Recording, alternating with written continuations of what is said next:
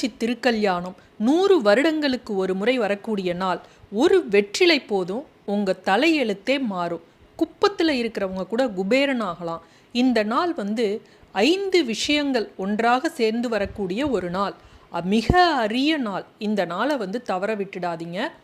நம்ம வீட்டில் வறுமை நீங்கி செல்வம் பெருகணும் அப்படின்னா, வீட்டில் உள்ள கஷ்டங்கள் போகணும் அப்படின்னா, இந்த ஒரு வெத்தலை இருந்தால் போதுங்க. இந்த வெத்தலையோடு சேர்த்து இந்த பொருட்களை வச்சு நம்ம ரொம்ப எளிய பரிகாரம் இதை செய்ய போகிறோம். தமிழகத்தோட மிக முக்கியமான விழாக்களில் ஒன்று மதுரை சித்திரை திருவிழா. சைவ வைணவ ஒற்றுமையின் வெளிப்பாடாக நடக்கக்கூடிய ஒரு விழானா இந்த விழா தான். இது 16 நாட்களுக்கு மிக பிரம்மாண்டமாக நடைபெறும். இந்த விழாவில் ஒரு முக்கியமான நிகழ்வு அப்படின்னு சொல்லணும்னா, கள்ளழகர் வைகை ஆற்றில் இறங்கக்கூடிய சம்பவமும் இந்த மீனாட்சி திருக்கல்யாணத்தையும் சொல்லலாம். இதில் மீனாட்சி திருக்கல்யாணம் அப்படிங்கிறது மிக மிக சிறப்பு வாய்ந்தது. இந்த நாளில் பார்த்திங்கன்னா, மதுரை மற்றும் சுற்று வட்டாரத்தில் இருக்கிறவங்க எல்லாருமே நேரடியாக போய் இந்த திருக்கல்யாண வைபவத்தில் கலந்துக்குவாங்க. மீனாட்சி அம்மனுக்கு திருமாங்கல்யம் அணிவிக்கக்கூடிய அந்த சமயத்தில் திருமணமான பெண்கள் புதுசாக தாலிக்கயிறு மாற்றிக்கொள்வார்கள். இப்படி மாற்றிக்கொள்வதால் மீனாட்சியை போலவே தங்களுக்கும் தீர்க்க சுமங்கலி பாக்கியம் கிடைக்கும் அப்படிங்கிறது நம்பிக்கை. மதுரையில் மட்டும் இல்லாமல் நம்ம தமிழ்நாட்டில் இருக்கக்கூடிய பல்வேறு மாவட்டங்களில், ஏன் உலகத்தில் கூட பல நாடுகளில் இருக்கக்கூடிய பெண்கள் டிவியில் நேரடியாக ஒளிபரப்பு செய்யப்படக்கூடிய இந்த திருக்கல்யாண காட்சியை தரிசனம் செய்து தாலி சரடு மாற்றிக்கொள்ளும் வழக்கம் உள்ளது. இந்த ஆண்டு பார்த்திங்கன்னா கூடுதல் சிறப்பாக இந்த மீனாட்சி திருக்கல்யாணம் இருக்கக்கூடிய நாள் அமைஞ்சிருக்கு. ஏப்ரல் 28 செவ்வாய்க்கிழமையில் இந்த மீனாட்சி திருக்கல்யாணம் நடைபெறுகிறது. மீனாட்சியோட மகனே முருகன் அல்லவா, முருகனுக்கு உகந்த கிழமையான செவ்வாய்க்கிழமையில் வந்திருக்கு. இன்றைய திதி பார்த்தீங்கன்னா இரவு திரியோதசி திதியும் ஆரம்பிச்சிருது. சிவனுக்கு உகந்த திரியோதசி திதியும் இருக்குது, மீனாட்சிக்கு உகந்த நாளாகவும் இருக்குது, முருகபெருமானுக்குரிய கிழமையாகவும் இருக்குது. அது மட்டும் இல்லை, மகாலட்சுமி அவதரித்த உத்திர நட்சத்திரம் இன்று முழுவதுமாக இருக்குது. அது மட்டும் இல்லை, நான் நிறைய பதிவுகளில் சொல்லியிருக்கேன், இந்த நேத்திரம் அப்படிங்கிறது இருக்கு இல்லையா, அது பார்த்திங்கன்னா அன்று முழுவதுமே 2 கண். இதில் ஒரு கண் குருட்டு இப்படின்னெல்லாம் இருக்கும். இந்த 2 கண் அப்படின்னு வர்றது மிக சிறப்பு வாய்ந்த ஒரு நாள். அது மட்டும் இல்லை, ஜீவன் அப்படிங்கிறது பார்த்திங்கன்னா முழு வாழ்க்கை, அரை வாழ்க்கை, உயிரற்றவை அப்படின்னு இருக்கும்.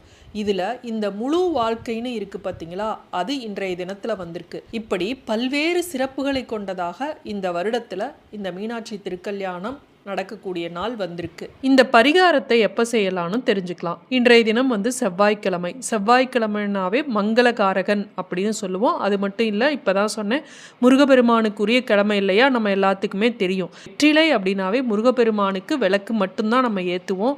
இந்த வெத்தலையை வச்சு இந்த பரிகாரம் செஞ்சீங்க அப்படின்னாலும் நீங்கள் நினச்சது நடக்கும். அன்னை மீனாட்சியும் முருகப்பெருமானையும் நினச்சிக்கிட்டு செவ்வாய் ஓரையான காலையில் 6 to 7 அந்த ஓரையில் செய்யுங்க. காலையில் என்னால் செய்ய முடியல அப்படிங்கிறவங்க மதியம் 1 to 2 செவ்வாய் ஓரை தான், அந்த நேரத்தில் செய்யுங்க. அதையும் விட்டுட்டிங்க அப்படின்னா இரவு 8 to 9 செவ்வாய் ஓரை வரும். அந்த நேரத்தில் இந்த பரிகாரத்தை மறக்காமல் செய்யுங்க. இது முருகப்பெருமானுக்கும் மீனாட்சிக்கும் சிவனுக்கும் உரிய நாள், அதனால் தவற விட்டுடாதீங்க. இப்போ இந்த பரிகாரத்துக்கு என்னென்ன பொருட்கள் தேவை, எப்படி செய்யணும் அப்படிங்கிறத பார்க்கலாம். இதற்கு முதல்ல ஒரு வெற்றிலை தேவை. வெற்றிலை அப்படிங்கிறது வெற்றியை தரக்கூடியது, அதனால தான் அதற்கு பேரே வெற்றிலை. பணவசியம், ஆண் பெண் வசியம், எந்த ஒரு வசிய இதுக்காக இருந்தாலும் மை வச்சு பார்க்குறதும்பாங்களே, அது மட்டும் இல்லை, எத்தனையோ பரிகாரங்கள் வெற்றிலையை வச்சு ஏகப்பட்ட பரிகாரங்கள் இருக்குது. அடுத்தது விரலி மஞ்சள். விரலி மஞ்சள் அப்படிங்கிறது மகாலட்சுமிக்கு உரிய ஒரு பொருள். 108 பொருட்கள் மகாலட்சுமிக்கு உரிய பொருட்களில் ஒரு பொருள் தான் இந்த விரலி மஞ்சள். மஞ்சளும் பார்த்திங்கன்னா எந்த ஒரு சுபகாரியத்துக்கும் மஞ்சள் இல்லாமல் நம்ம எந்த ஒரு பூஜை வழிபாடுகள் செய்ய மாட்டோம். பூஜைக்கும் தேவை, இது மாதிரி தாந்திரிக பரிகாரங்களுக்கும் பணவசியத்திற்கும் இந்த மஞ்சள் தேவை. குண்டு மஞ்சளாக எடுத்துக்கலாம், விரலி மஞ்சளாக எடுத்துக்கலாம், நீங்கள் எது வேணாலும் எடுத்துக்கலாம். அடுத்தது ஒரு ஏலக்காய். இதுவும் பார்த்திங்கன்னா மகாலட்சுமி வாசம் செய்யக்கூடிய ஒரு பொருள். மகாலட்சுமிக்கு உரிய 108 பொருட்களில் ஒன்று இது. இந்த ஏலக்காவை வச்சியும் பணவசியம், அதாவது தாந்திரீக பரிகாரங்களுக்கு நிறைய இதை பயன்படுத்துவோம்.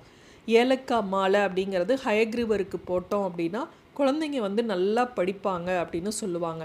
நினச்ச காரியம் நடக்கணும் அப்படின்னா ஏலக்காவை வச்சு நிறைய பரிகாரங்கள் இருக்குது. சரி, அடுத்தது ரூபா நாணயம்.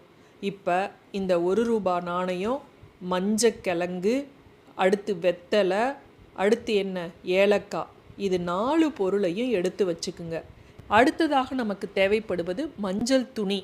விஷ்ணுவுக்கு பிரியமான வஸ்திரம் அப்படின்னா மஞ்சள் துணி. ஏன்னா வஸ்திரம்னா துணி.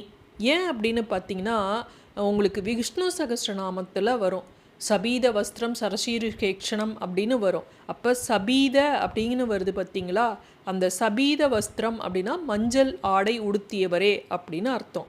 அதனால் இந்த மஞ்சள் துணியை எடுத்துக்குங்க.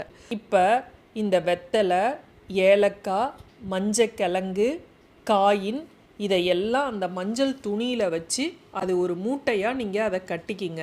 இப்போ அதை ஒரு முடிச்சு மாதிரி போட்டுக்கிட்டு நீங்கள் முழு மனதோட பிரார்த்தனை பண்ணிக்கிங்க.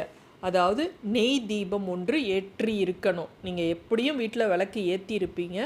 ஒரு சின்ன விளக்கு, அகல் விளக்கு இருந்தால் கூட போதும். ரொம்ப ரொம்ப சின்னதாக இப்போல்லாம் கடைகளில் விற்கிது. அதில் நெய் தீபம் ஏற்றி நீங்கள் என்ன பண்ணணும், உலகுக்கே படியளக்கக்கூடிய அன்னபூரணியின் வடிவமாக இருக்கக்கூடிய பார்வதி மீனாட்சி அம்மனை மனதில் நினச்சிக்கிட்டு இதை உள்ளங்கையில் வச்சுக்கிட்டு நீங்கள் என்ன பண்ணணும், வேண்டிக்கிங்க. உங்களுடைய பிரார்த்தனை என்னவோ அதை நினச்சி வேண்டிக்கிங்க. வேண்டிக்கிட்டு நீங்கள் அதை அப்படியே பூஜை அறையில் நீங்கள் வச்சுருங்க.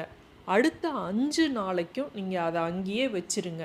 அடுத்து சித்ரா பௌர்ணமி வருது இல்லையா, அன்றைய தினம் நல்ல ஒரு நாளில் அந்த முடிச்சை பிரித்து அதில் இருக்கக்கூடிய காயின், ஏலக்காய், மஞ்சள், இதை எல்லாத்தையும் எடுத்துருங்க. இந்த வெத்தலையை கால்படாத இடத்துல போட்டுடுங்க. இந்த காயினை எடுத்து உங்கள் பர்ஸ் வைக்கிறதுலையோ, கேஷ் பேக்லேயோ, உங்களுடைய ஹேண்ட்பேக்லேயோ வச்சுக்குங்க. ஏலக்காவையும் நீங்கள் அதே மாதிரி நீங்கள் பீரோவில் பணம் வைக்கக்கூடிய இடத்துல வச்சுருங்க. மஞ்சளையும் அதே போல் வச்சுக்குங்க. நீங்கள் நிறைய பரிகாரங்கள் செய்கிறவங்களா இருந்தால் அந்த ஏலக்காயை 1 மாதத்திற்கு பிறகு, ஏன்னா எந்த ஒரு தாந்திரிக பரிகாரங்களுக்குமே குறிப்பிட்ட நாட்களுக்கு பிறகு அதனுடைய பலன் இருக்காது. அந்த ஏலக்காவை நீங்கள் சமையலுக்கு தாராளமாக பயன்படுத்தலாம். மஞ்சளையும் அதே போல் நீங்கள் சமையலில் என்ன செய்யணும்னு நினைக்கிறீங்களோ அதை நீங்கள் பவுட்ரு பண்ணுறதுக்கு மஞ்சத்தூள் அரைப்பீங்கள்ல, அதுலேயும் நீங்கள் பயன்படுத்தலாம். இல்லை நீங்கள் எப்படி வேண்டுமானாலும் அந்த மஞ்சளை பயன்படுத்தலாம். வெத்தலையை மட்டும் கால்படாத இடத்துல போட்டால் போதும். உங்களுடைய வேண்டுதல் நிறைவேறிடுச்சு அப்படின்னா அந்த காயினை உண்டியலில் சேர்த்துருங்க. இல்லை அப்படின்னா நீங்கள் பேக்லேயே நீங்கள் வச்சுக்கலாம். ஆனால் எந்த ஒரு காரணத்துக்காகவும் அதை உணவுப் பொருட்கள் வாங்குவதற்கு இல்லை வேறு எந்த செலவுக்கும் நீங்கள் அதை பயன்படுத்தக்கூடாது. மீண்டும் அடுத்த காணொளியில் சந்திக்கும் வரை நன்றி, வணக்கம்.